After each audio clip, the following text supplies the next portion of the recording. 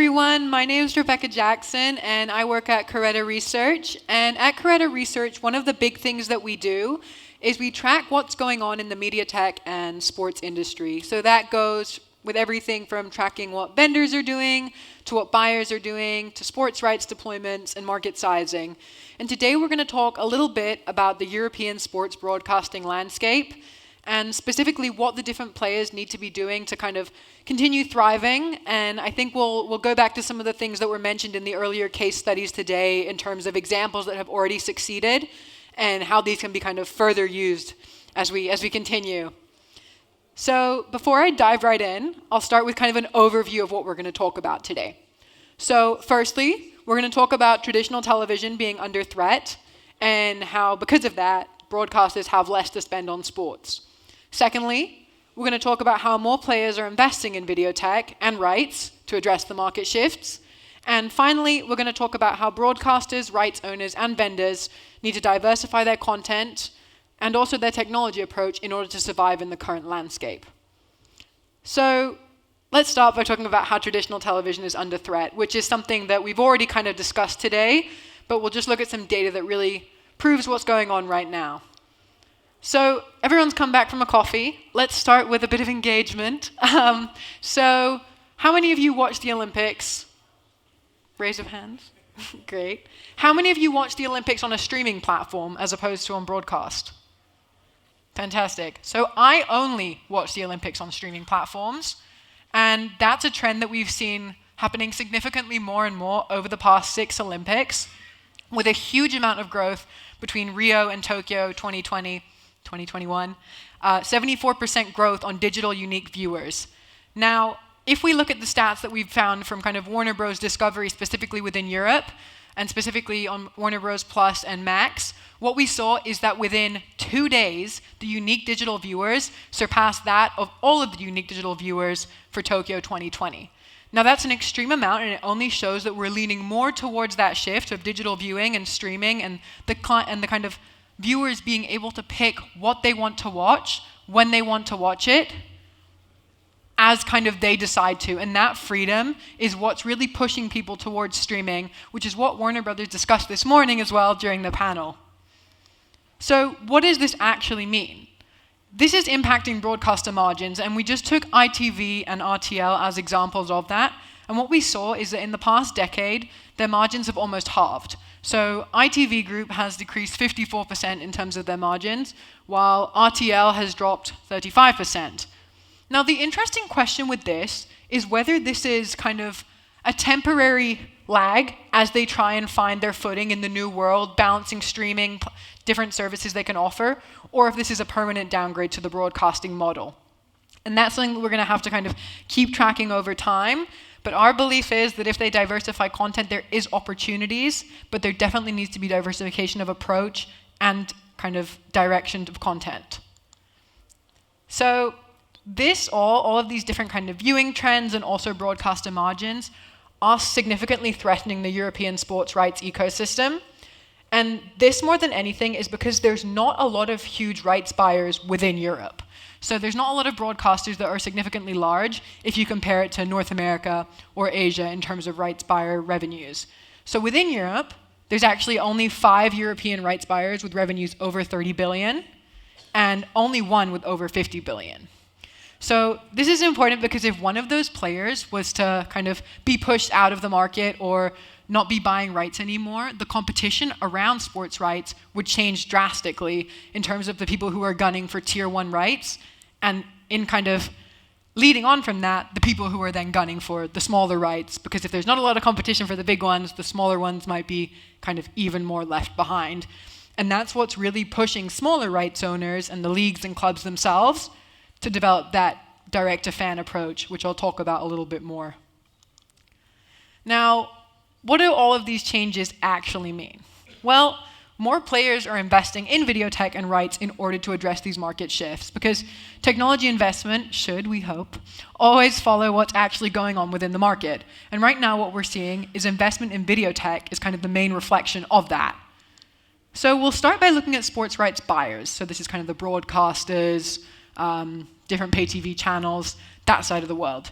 And they're still investing heavily in tech, And what we see them investing specifically in is live production technology and video and streaming background technology. Now, this is to help them produce that high tier 1 content, which they need to for the rights they might have bought in that segment. It's also because we've seen a lot of investment in video tech in terms of the amount of linear and fast play out the broadcasters are now offering. They're really kind of testing out the market for these free-to-view streaming opportunities and whether that's going to give them an opportunity to showcase their content, specifically their lower tier content, to new people and build up that fan base. And that's kind of what we've seen reflected in the tech investment for buyers right now. What we've also seen is a significant jump in investment for sports rights owners. Now, sports rights owners are investing in technology, and once again, they're specifically investing in video technology. It's interesting that they're not investing kind of primarily in coaching or content production technology, but video technology is first and foremost because that's the best way in which they can engage with their fans. That's the best direct-to-fan approach. Now, there's a number of reasons for this, which we'll get into in just a second, but probably the main reason that people are investing in technology, the sports rights owners and clubs themselves are investing in technology, is because vendors are making technology that's accessible to them.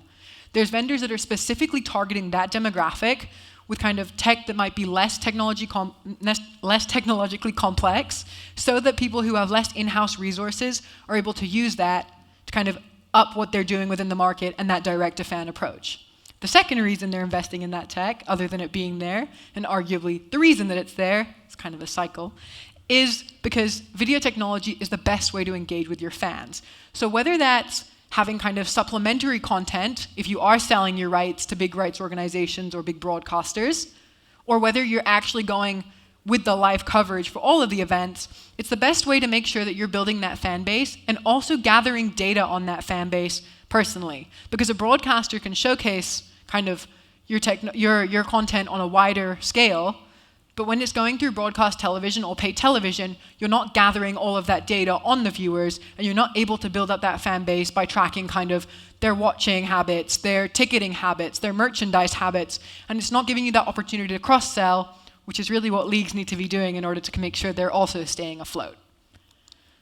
Now, in kind of response to all of that, what we've also seen is rights owners launching their own direct streaming services.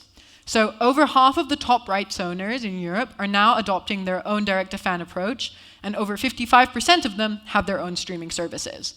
So this, firstly, should definitely encourage broadcasters to reconsider only investing in Tier 1 rights, because there is always the concern that they could be pushed out.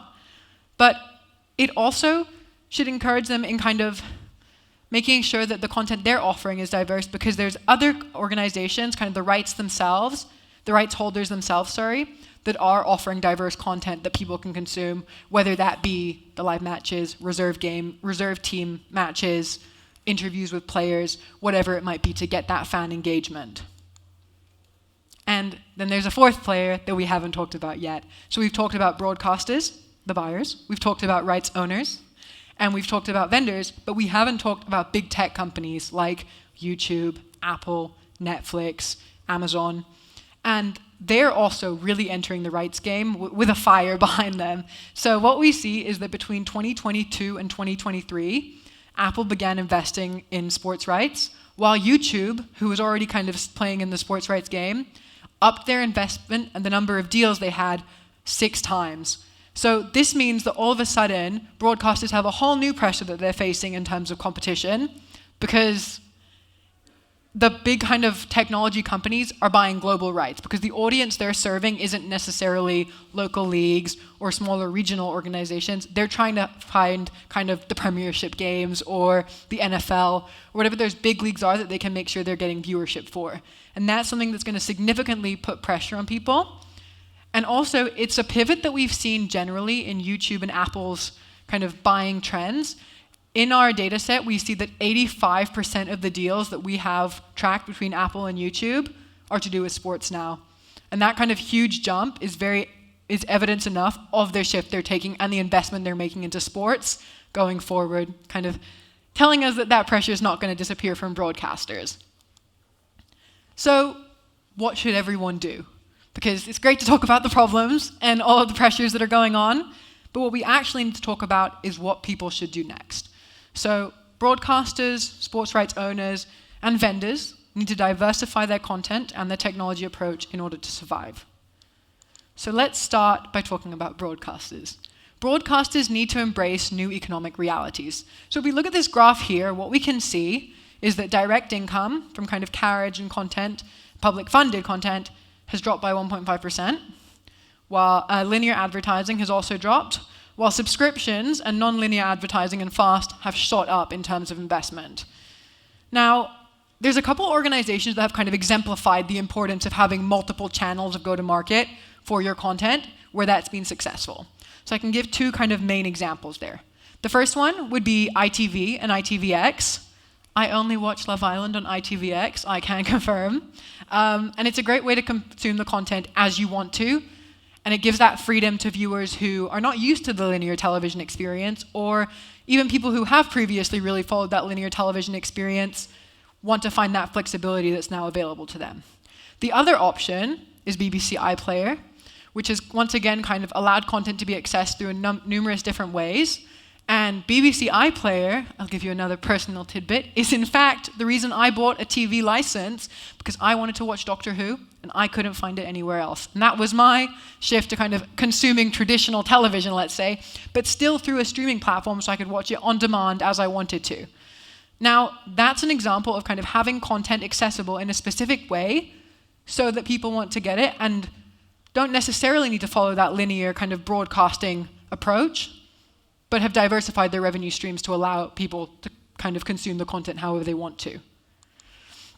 Now, on top of kind of diversifying their approach, what broadcasters need to do from the sports perspective is diversify their content portfolio as well and really solidify that fan basis. So examples of this could be by launching national or local league rights through FAST channels, and some examples of that would be Gaelic football or Shinty. Now, this makes rights less tempting for kind of international SVODs to bid for because they're very regionally based and the audience they'll be serving is very specific. But it's a good opportunity for these local organizations, kind of if we think RTL, for example, to invest in these specific rights and build that fan base up. And there's a couple of reasons why public-funded broadcasters might do this as well, because firstly, they don't actually necessarily have to make a lot of money from it because it's part of their remit to kind of have public-funded content that helps with national identity and supports that side of their business. That being said, it's a lot easier for these organizations to monetize that content because they know the local audience they're kind of addressing, and they also have a group of advertisers, the network of kind of brand advertisers that they can address specifically for these programs. So it becomes a lot easier for them to monetize it than it might be for a YouTube or an Apple or Netflix to do so because they know specifically which advertisers will align with their viewers' brands. So having sports like this to supplement their tier 1 sports that they may have purchased is a great way to maintain a fan base and also revenue over time. Now, what should rights owners do? So I've kind of already touched on this quite a bit, but rights owners need to capitalize on the direct-to-fan opportunity. And that doesn't mean only have the direct-to-fan opportunity. They can still sell their rights to big broadcasters, but they need to make sure they have a second stream of income for a number of reasons. So firstly, having a direct-to-fan approach is a great way to set the floor price for auctions.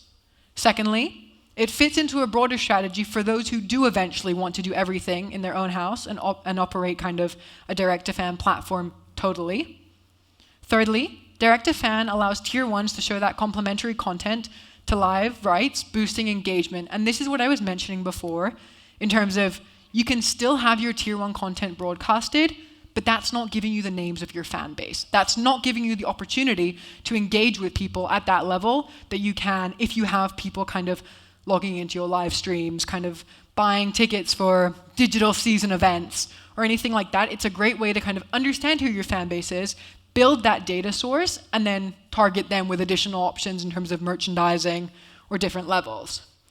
And finally, sports that were overlooked previously can now find that kind of online presence and have that live coverage. And it's been a great opportunity for niche sports to really find their viewers and build that kind of community, because as I heard many of the panelists talk about this morning, at the end of the day, it's all about telling a story and human connection. That's the kind of whole reason behind sports and content and everything like that. And an example of that is during and kind of where content can be served through multiple different platforms. If we think about Mondo Duplantis during the Olympic Games, when he kind of broke his own record, some people might remember that point, but the content that's been served to me again and again, and the one that has stuck with me, is him beating his own record and then running straight to his girlfriend in the stands. And okay, maybe I'm a romantic, but that is content that's been served to me on multiple different platforms and has really created that human element between the sports and kind of the viewership. And if you do that with other sports as well, if we think on like a smaller scale than the Olympics, it's a great way to build up your fan base and make people have more of that human connection to what's going on, kind of solidifying viewership for the longer term. And finally, what should vendors do? So vendors need to focus on a specific tier of sports. Now this sounds pretty simple, but it's so important to understand what your niche is and be targeting that level of an organization. So distributing sports, whether that be tier 1 broadcasters or direct to fan, requires a lot of technology. And that could be anything from production tools that facilitate delivery to multiple endpoints, maybe globally if we're thinking big events. So that might be higher tiers. And we can think of vendors that are kind of coming in with higher prices but are really facilitating that unique experience. Another option would be less developer-heavy technology, which can be used by smaller organizations. So this is when we're thinking about that direct-to-fan approach. We're thinking about small clubs that need some technology, but they don't have 10 developers in-house to deal with it. It needs to be pretty self-service. Thirdly, we have customizable options that provide that multi-market global reach. Again, higher tier, more developer resources in-house. Fan engagement solutions, which arguably goes across the entire chain of this, and is kind of super important for what we just mentioned about human connection, or cheap cloud SaaS end-to-end OVP solutions that can be delivered at scale. Now, none of these technologies are kind of the be-all, end-all of any organization, but it's really important that as a vendor, when you're trying to decide your niche, you're really specifically understanding who are you targeting with your tech and not trying to sell to each and every group, because realistically, just economically and also in terms of resources, that's not going to be possible. So, what have we talked about today? We've talked about the fact that tech investments are reflecting these changes as direct-to-fan strategies become integral. We've talked about how big tech companies are capitalizing on the rights opportunity, which will benefit vendors, but could potentially hinder or at least stress out broadcasters a little bit. And finally, we're talking about how broadcasters, rights owners, and vendors must respond to the current ecosystem through diversification of their content offering and technology approaches. If anyone would like to download the deck, you're free to scan it and do so here. But other than that, thank you very much. That's all.